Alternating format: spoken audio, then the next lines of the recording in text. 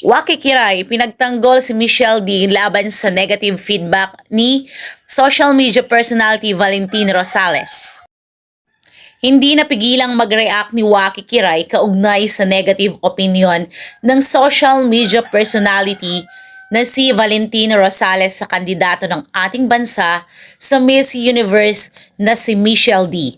Ayon kay Valentin Rosales, siyempre, kailangan natin magbigay support sa Philippines this Miss Universe. Pero sa totoo lang, walang kadating-dating si Michelle D.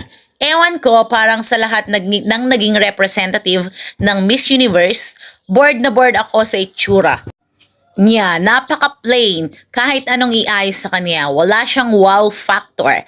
Napakalayo niya kay Pia, Kat, Gazini, Rabia, Beatrice. Sobrang boring. Ang maganda ngayon sa batch nila ay South Africa, Dominican Republic, Mexico, and India.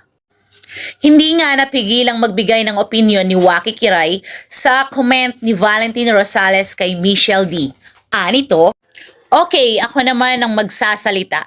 Te Valentin Rosales, pwede kumalma ka, lagyan natin ng preno yung bunganga natin. Unang-una, maganda ang ginawa ni Michelle D. Pulido, malinis ang lakas ng dating.